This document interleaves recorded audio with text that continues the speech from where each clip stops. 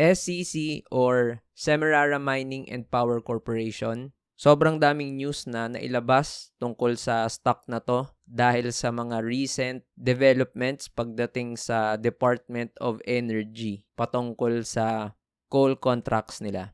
And ito nga, for the first trading day of the week, down siya ng negative 21.39%. And umabot pa nga ito ng I think around negative 23%. So kung meron kang hawak na SEC or wala, I'm sure na meron ka ng general idea kung ano yung nangyayari, no? And isa to sa mga pinakaunang article na nailabas this past Sunday, so kagabi, na-mention ng Billionario.com na deny yung contract extension ng SEC and ibibid out ng DOE yung kontrata na to sa iba. And yung advice na yon is ito nga, nakuha nila from the DOJ. So in this video, I'll be talking about what actually happened. So magdi-deep dive ako sa mga facts and details na nangyari para ma-lay out ko yung mga issues involved sa stock na to, since maraming commentary at maraming mga post at maraming mga articles na lumalabas and may mga nakikita ako na hindi naman sumasakto, no, dun sa mga facts involved regarding this story. And after talking about kung ano ba yung talagang nangyari, pag-uusapan ko how will this negative catalyst affect SEC and what it means for long-term investors and the dividends. I'll also cover the technicals. So, I'll check out the chart, no? Titingnan ko kung anong sinasabi ng chart through technical analysis. And ano ba yung pwedeng silver lining, no, sa story na to with regards to the government and SEC. So before I formally start the discussion, just a quick disclaimer. So the analysis and opinions discussed in this video is for educational purposes only and should not be considered as financial or investment advice. Trading and investing both have risks, which means it could lead to potential losses. So make sure that you do your own research and due diligence before making personal financial decisions. So ano ba talaga yung nangyari at bakit nag-drop ng more than negative 20% yung SEC sa loob ng isang araw? So in order to fully understand kung ano talaga yung nangyari dito, kailangan natin munang i-revisit, no, yung history nitong coal contract na to ng SEC with the government. So, nagsimula ang lahat nung 1940 pa. So, Proclamation number 649 na kung saan na-establish as a coal mining reservation yung mga several islands sa Philippines. And isa nga sa pinakasikat dito, yung island ng Semirara, okay, sa province ng Antique, which is also yung pangalan ng SEC, 'di ba? Semirara Mining and Power Corporation. So, 1940 yan nangyari. And after that, yung significant na nangyari is that the Energy Development Board entered into a 35 years of coal operating contract with these different companies. And nasabi dito na nagsimula yun nung July 11, 1977, and according dun nga sa napag-usapan na contract, since 35 years siya, until July 2012. So, the operating contract established ng 1977 and initially, yung expiration ng contract na yan is 2012 dahil meron 35 years. So, by 1980, yung Bureau of Energy Development na-approve yung pag-transfer ng mga rights at obligations ng coal contract ng mga companies kanina noong 1977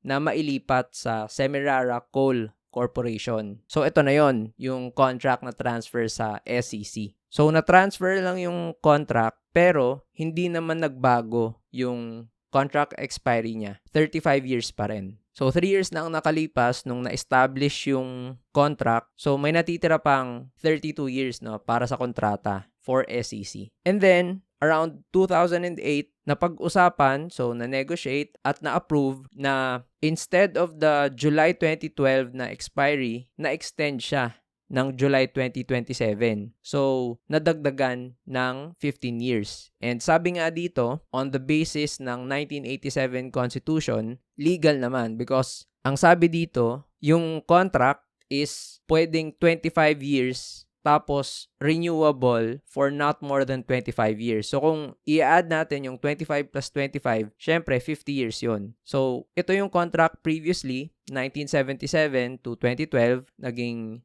35 years yung span niya. And by 2008, yung contract na yon na-negotiate para magkaroon ng extension. So, instead of the 2012 contract expiration, naging na siyang July 2027. So, 50 years. Kaya 25 plus 25. Tapos, legal yon kasi andyan yan sa Constitution.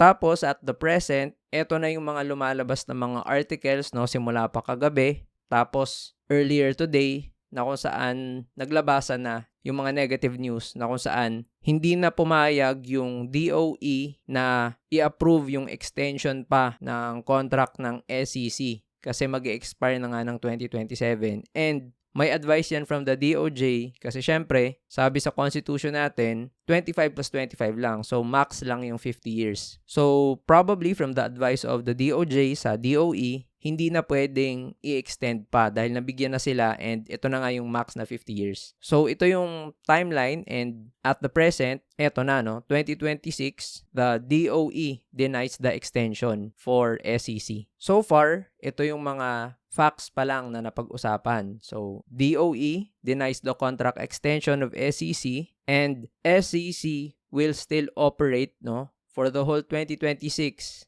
up until July 2027. So, mag-operate pa rin sila halos ng first half ng 2027 up until July.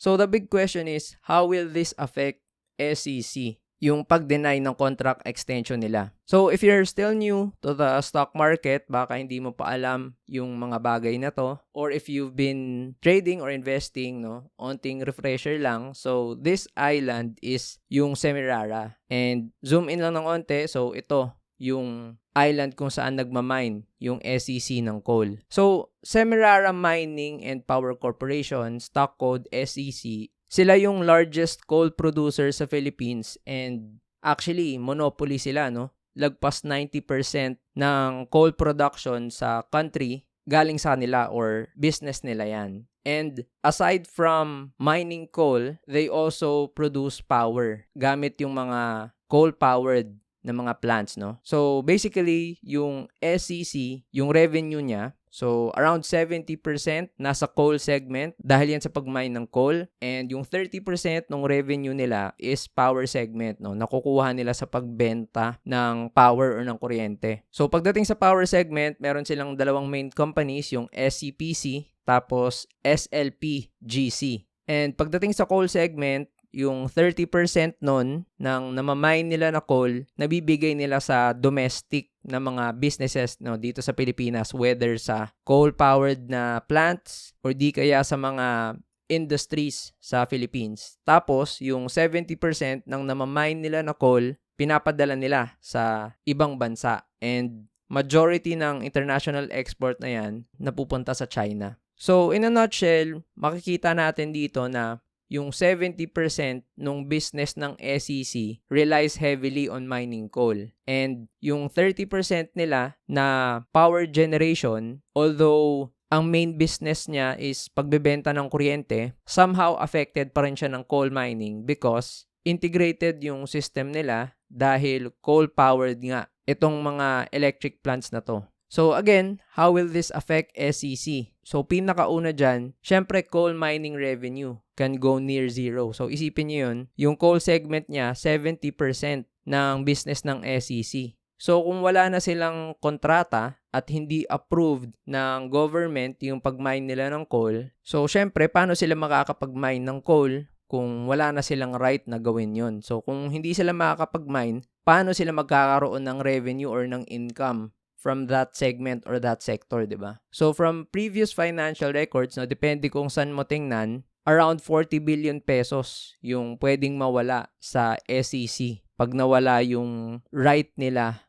para mag-mine ng coal. Pangalawa, disadvantage na yung coal power generation nila. So, makikita nyo dito sa same slide ng galing sa website nila and na-mention ko din nga earlier, yung SMPC no, is the only power producer in the country that owns and mines its own fuel source. So, meron kasi ditong vertical integration na kung saan yung SEC, pagka-mine niya ng coal, yung coal na yon yung binibigay niya dito sa mga power subsidiaries niya para mag-generate ng kuryente. So, syempre, kung hindi na sila yung magmamine ng coal, in order for them to generate electricity doon sa mga power plants nila na to, yung coal na yon syempre magagaling na sa iba, no? Hindi na sa same company or hindi na sa sister company nila. So, pwedeng makuha pa nila yon sa ibang bansa. So, syempre, mas mapapamahal yung inputs nila or cost nila, di ba? So, income from the coal power generation, no, could possibly decrease. So, at a disadvantage sila kasi wala na yung vertical integration na yon.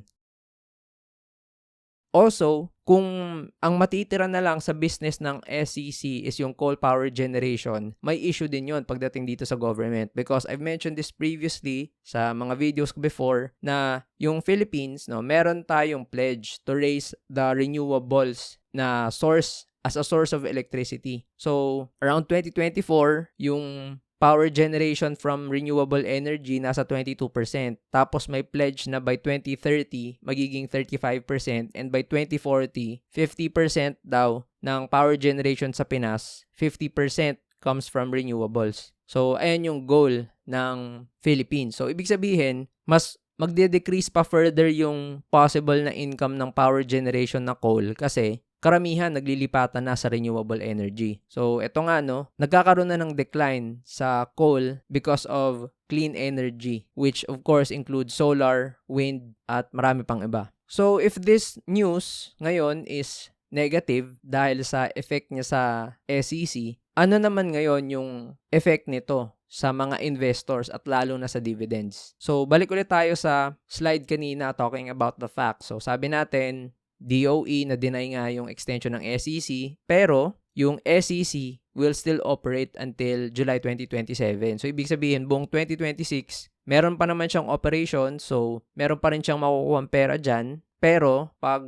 dating ng July, no, second week July, hindi na sila yung mag-operate, no? So, ibig sabihin nun, kung wala naman masyadong mangyaring negative pa sa business ng SEC, yung dividends can still be the usual payout for 2026 up to the early months of 2027, no? Pero yung second half ng 2027, tapos yung 2028, yun na yung medyo delikado, 'di ba? Kasi syempre yung 2027, syempre yan yung magiging source ng dividends for 2028. So kung titingnan natin yung dividend payout ng SEC last 2025. So, nung March 2025, nakapagbigay sila ng combined 2 pesos per share. Nung November 2025, around 1.25 pesos per share. So, for the whole 2025, total niyan around 3.25 pesos per share. So, based na nasabi natin kanina na yung coal segment ng SEC is 70% ng revenue. So, pwede nating i-assume na yung mawawala sa kanilang income, baka 60 to 70%, no? Depende. So, depende kasi kung saan mo titingnan na financials. Pero, i-assume lang natin na ito yung percentage ng income na pwedeng mawala. So, syempre, kung mawawala yung income na yan, we can also assume that dividends will also decrease. Kasi alam nga naman, bumawas na yung income ng business, yung dividends tataas. Diba? So, unlikely na mangyari. Hindi naman sila REIT na kailangan mataas yung payout ratio ng dividends. Tsaka, paano ka makakapagbigay ng mataas na dividends kung wala na nga masyadong income, di ba? So, ibig sabihin, kung 3.25 pesos per share, pag nagkaroon ng 60% drop in income, pwede ba nating ma-assume na ang magiging dividends na lang is 1.30 pesos per share? Tapos, pag naging namang 70% drop in income, yung dividends, pwede ba maging 0.975 na lang? So, less than 1 peso, no? So, ibig sabihin, grabe talaga yung effect pag nawala since more than half ng negosyo nila yung mawawala pag nawala na yung contract nila dito sa coal mining. So, ano pa ba yung pwedeng maging effect nito ng pag-deny ng contract extension ng SEC? So, syempre, may effect yan sa DMCI Holdings, no? So, if you're able to monitor stock prices earlier today, makikita mo na yung SEC, no, nag-drop ng more than 10%. So, nag-close siya na merong negative 14.66% na drop. And the reason for that, kung bago ka pa lang sa stock market and you're wondering kung bakit may hawak ang DMC, tapos SEC naman yung nasa balita, pero bakit ganito yung naging drop ng DMCI? This is because if you look at the conglomerate map of DMCI, makikita mo dito sa third box sa taas, Semirara Mining and Power Corporation, nasa 56.65%, no? So that's a little more than half of SEC is actually owned by DMCI Holdings. So, ibig sabihin, kung mawawala yung large chunk ng business ng SEC and kalahati nun, pagmamayari ng DMCI, syempre, affected yung DMCI, no? So, that's why, mas malaki yung naging drop ng SEC, more than negative 20%, kasi syempre, yun yung main business ng SEC. And DMCI, malaki pa rin yung drop, pero less than compared sa SEC kasi ang pagmamayari lang naman niya ng business ng SEC is nasa 50% nga. So, I won't be talking about DMCI that much sa video na to because this is focused as a commentary regarding sa nangyari sa SEC. But I've created a video talking about DMCI ng mas comprehensive pa. So, pag-uusapan ko dito yung mga facts surrounding DMCI, yung technicals niya at yung speculative nature ng stock, and kung para sa akin, buy ba siya or sell? So if you want to have access sa video na to, make sure that you check yung pinned comment. So moving on, punta tayo dito sa chart ng SEC at pag-usapan natin yung technicals niya. So andito na tayo sa chart ng SEC, and as you can see sa present na ginalaw niya, yung previous na closing niya nung past Friday, nung Feb 13, ang closing price ng SEC nasa 33.20. So, sa 33.20, tapos ngayon, nag-close siya ng around 26.10. So, ayan nga, more than negative 20%. Tapos, bumaba pa talaga siya ng nearly 24%, ng negative 23% ng kaninang morning session. So, if we're going to look sa volume ng SEC, makikita mo na sobrang laki nung volume na ginawa niya. So, bakit ganyan kalaki yung volume? That's because yung buong trade value ng SEC is more than 700 million. So, a combined 700 million pesos of transactions yung nangyari dito sa SEC. And majority of those transactions is selling pressure. Siyempre, maraming takot, 'di ba? Maraming nag-iisip na negative about sa SEC sa mga na-mention ko kanina ng mga reasons. So, although wala pa namang 100% sinasabi na titigil na talaga yung negosyo, investors and traders are already factoring in yung pwedeng mangyari sa 2027 tapos 2028 kahit 2026 pa lang ngayon. So that's what happens when the market is pricing in yung future value ng stock. That's why kahit wala pang nalalabas na kahit anong mga importanteng disclosure, wala pa namang nalalabas na plano, ito na yung nangyayari sa stock. So tingnan natin yung mga key levels ng SEC. So yung inabot ng stock na pinaka-lowest price kanina, nasa 25.40. So ito siya, So tingnan natin towards the left kung bakit nagkaroon ng support dyan. So, hindi masyadong obvious, pero ang nakikita ko talagang main support kasi ng stock na to is this level here, yung around 26.90 or 27, So, ayan yung double bottom support ng SEC na very obvious. Pero kung titingnan natin dito sa level ng 25.40 mismo, pwede nating masabi na meron kasing previous consolidation around this area. So, dating resistance yung level na to, So, baka ito yung naging basis ng mga investors or mga traders na nakikita na pwedeng mag-bounce yung price. Or pwede rin nating masabi na sobrang lakas ng selling pressure, nagkaroon lang ng overshoot dito sa 27, Kasi kung babalikan natin dito sa present, yung price in between ng 26.90 tapos 25.40. So, sa ngayon, ito yung temporary na support na nakuha ng SEC.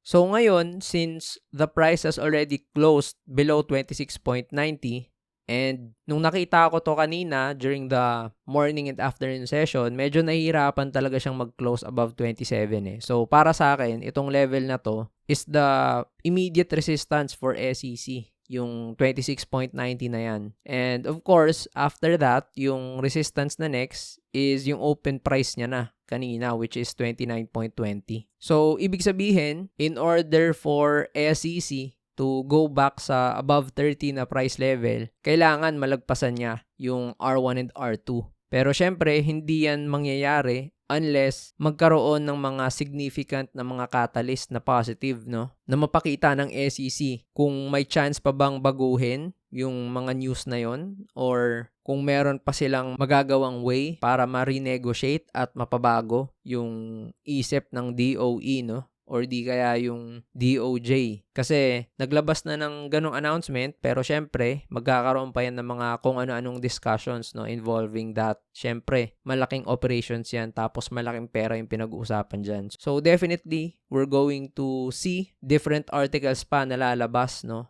throughout this month, and may mga disclosures pa yan na lalabas talking about certain things, no. Pero sa ngayon, the chart is telling us that the market is deciding na ito yung nakikita ng market participants as the current value of SEC, which is below 27 na price area, tapos nasa 26.10. Isa pang question natin when it comes to the chart, since we were able to establish yung support ng SEC at 25.40, kapag nag-breakdown pa further yung price, ano pa ba yung mga areas kung saan pwede siyang makahanap ng support? So, balik tayo towards the left, no, para makita natin yung potential support ng SEC. So, kung titingnan ko yung bulk ng prices kung saan may posible pang strong support yung SEC, ito yung nakikita kong area na kung saan pwede siyang makahanap ng support, no, in between the areas sa boxes na to. So, that's around the high part ng 23 and as low as 16.60,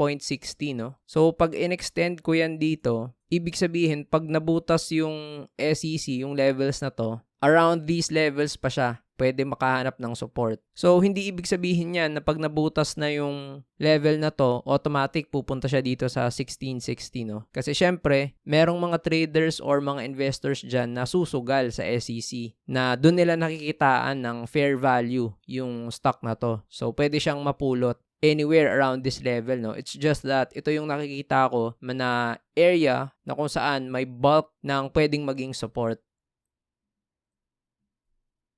And also, aside sa buong range na yan, kung mas magiging specific pa ako sa mas present na possible support niya, ito kasi yung level na kung saan may importanteng consolidation siya, no? Before ng consolidation niya for 2023, 2024, and 2025, dito siya nagkaroon ng bulk ng consolidation. So, we could say na merong importanteng support sa level na yan. So, that's around 24.80 plus na price area, papuntang 29.20 to 29.30, no? So, ibig sabihin, ito yung strong support na pinakamalapit, pero andito yung bulk ng strong na support. So, ibig sabihin yan, from these levels, sa price ng 26, no, pwede pang mag-drop yung SEC ng 12% at a minimum, and pwede pa siyang umabot ng 35 to 36% drop, no, kung talagang magkaroon ng sobrang negative na news surrounding it. And kung titingnan natin, no, towards the left, we can see that during this period, yung 2020 and 2021, kung saan yung height ng COVID pandemic, yung prices niya, no, hindi masyadong nagkakalayo. Kasi yung prices around this level, nasa 15 to 14 na price area. Tapos yung low na to is malapit sa 17 and 16 na price area. So, although magkaiba siyang sitwasyon, meron pa rin tayong nakikitang price level na kung saan sobrang negative at isa sa mga worst case scenario na nangyari. So, hindi nakakagulat kung mapupuntahan talaga ng SEC yung mga prices na to kapag mas nagkaroon pa ng mas negative na news, diba? Kasi kung sa loob ng isang araw nag-drop siya ng more than negative 20%, posible, diba, na mag-drop siya ng 11 to 12% sa loob ng isang araw, or di kaya 30%, diba, in a span of a few days or a few weeks. So, as I mentioned earlier, yung importanteng resistance ng SEC sa ngayon is yung 26.90, tapos yung 29.20. So, in the event man na magkaroon ng positive na catalyst, although hindi ko sigurado sa ngayon kung ano yung specific na catalyst na yon. So, pag yung SEC from these levels, nakabalik siya ng above 30, significant milestone na yun sa stock because that would mean pwedeng na-negate niya yung buong selling pressure na nangyari nitong Feb 16. Pero again, wala pang nalalabas na disclosure or wala pang nalalabas na news that could potentially affect yung move na to na maging positive talaga yung galaw ng SEC. So, sa base scenario naman na kung saan walang positive na news or walang negative news na mangyari at magstay na dito yung price, then it's also possible na maglaro lang yung price around this level. Since 29.20 yung isa sa mga resistance tapos 25.40 yung low, pwedeng maglaro na lang yung price ng SEC dito up until magkaroon ng magandang news para yung price mag-break out above.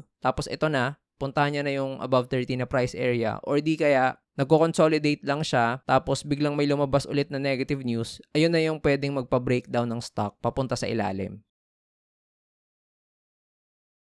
So, ayun yung part when it comes to the technicals. So, ngayon, ano naman yung silver lining when it comes to SEC? So, kakasabi ko pa lang kanina, hindi ko sigurado kung ano specifically yung news sa short term or medium term na pwedeng mag-take effect para matulak yung SEC above ng 30 pesos ulit, no? Pero ito, yung silver lining na nakikita ko, more on sa long term na to na effect. So, sabi ko nga kanina sa facts na napag-usapan, yung SEC mag-operate, 'di ba, until July 2027 lang. Kaso at present, no, the country still relies heavily on coal. So, hindi pa enough yung infrastructure natin pagdating sa renewables at ibang energy source para bigla-bigla tayong tumigil sa coal mining tapos sa coal power generation. So, the country can't afford for coal mining to stop abruptly kasi ayun nga, nagre-rely tayo ng grabe sa coal. So, hindi pwedeng itigil yan dahil mabibitin yung needs natin para sa power. That's why, no, sabi ng Secretary ng DOE, although walang extension na mangyayari, na dinay nila yung extension ng SEC, ibibid out nila yung coal contract, no, sa other players. So initially, although this sounds negative na ibibid out nila yung coal contract kasi nga hindi na extend yung sa SEC, ang sabi naman ng Energy Secretary natin, no, they, referring to SMPC or SEC, are qualified. So everyone can actually join the bidding, including the current operator. So ibig sabihin, yung SEC can still join the bidding process. And yung bidding process na yan, gagawin daw nila yan nitong 2026 para even before the contract of SEC expires sa 2027, may naka-ready na kaagad or nakahanda na. So, ibig sabihin, 2026 pa lang, maayos na nila to. And ito nga, yung pinakaunang disclosure na nailabas ng SEC nitong Feb 16. So, sabi nila, management believes that SMPC's decades of experience in managing complex engineering projects, coupled with their technical expertise, tapos yung long-standing operation nila sa Semirara, it actually provides a competitive advantage compared sa mga ibang bidders dyan. Tapos nasabi na rin nila to sa DOE. So, essentially, ang sinasabi ng SEC, matagal nang kami yung nag-ooperate ng mine na to, ng coal mining. So, kami na yung may nakakaalam kung paano paandarin, kung paano paggalawin itong mining na to. So, essentially, sinasabi nila dito na confident sila na may chance na sila pa rin yung manalo. Sila yung makakuha. However, syempre, hindi naman ibig sabihin na confident sila tapos sila na yung matagal na nag-operate ng mine. Automatic panalo na sila, 'di ba? Kaya nga may bidding. So, ibig sabihin, pwede pa rin silang matalo. Kasi syempre, there could be several contenders out there.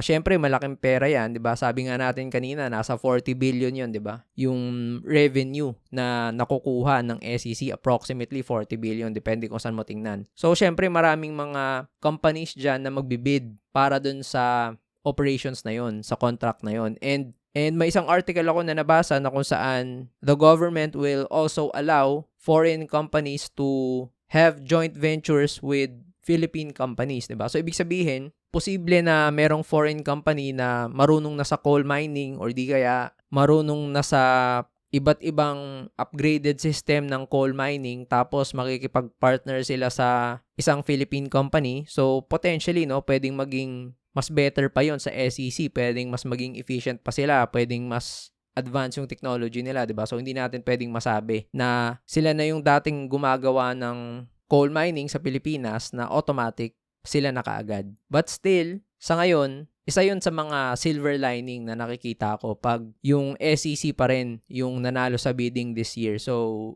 essentially, halos walang nangyari, 'di ba? Pag sila yung nanalo kasi uulitin lang nila yung business nila as usual. So, siguro lang, ang magbabago lang dyan is yung mga terms, mga conditions, depende sa mga agreement nila. Pero siguro naman, hindi magiging sobrang negative yung effect sa revenue nila kapag sila ulit yung nanalo. So, with regards to the potential contenders na competitors ng SEC, I'll be making a video about this soon, and will also provide discussions sa private community ng membership group ng channel na to. You can see sa screen yung mga different options ng membership group ng channel na to. So if you want to be a part of the private community, make sure that you check yung pinned comment kasi andun yung process on how you can apply sa private community. Tapos ito yung mga perks and benefits na kasama dyan. So in conclusion, just a few lessons and some realizations for you guys, lalo na kung nagsisimula ka pa lang sa stock market and nagulat ka dito sa mga nangyaring moves sa SEC, sa DMC. So you should always remember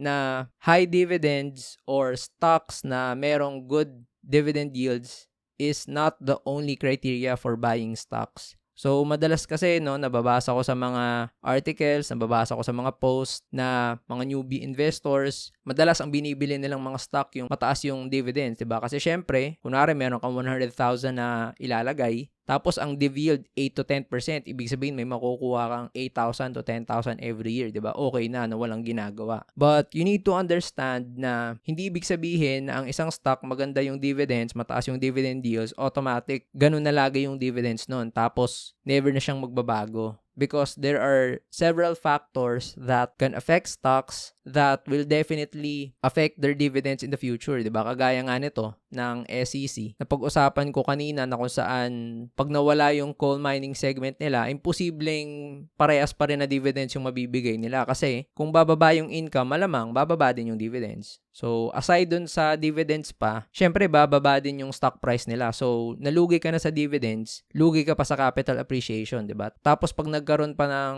worst case na scenario, syempre hindi na babalik dun sa average price mo. So, ipit ka tapos stuck ka talaga sa stock na yun. Pangalawa, no stock is 100% safe. So, blue chips, first liners, decades long na mga businesses, hindi ibig sabihin na malaki silang company, matagal na silang company, sikat sila na company, 100% safe na sila tapos lagi na yung tataas. So, that's not how the stock market works. Gaya ng sabi ko kanina, may mga different factors na fina-factor in, may iba't ibang reason kung bakit bumababa ang stock. So, hindi ibig sabihin na blue chip yung company at matagal na siya, hindi na siya makaka-experience ng mga grabe na downside kagaya nito, yung mga isang araw more than 20% drop. Kahit bago ka pa lang sa stock market, several years ago, alam mo na yung nangyari sa ABS-CBN na kung saan nawalan sila ng franchise, 'di ba? So, several years ago compared sa ngayon, nag-drop na yung stock price nila ng more than 80%, 90%, 'di ba? So, maraming naipit sa taas, marami nang pwedeng hindi mabigyan ng dividends dahil doon. So, make sure na huwag kayo basta-basta papasok or bibili ng stock ng dahil lang sa rason na mataas yung dividends tapos blue chips or first liner siya or sikat siya na company, 'di ba? Kasi sobrang daming factors na pwedeng maka-negatively affect dyan.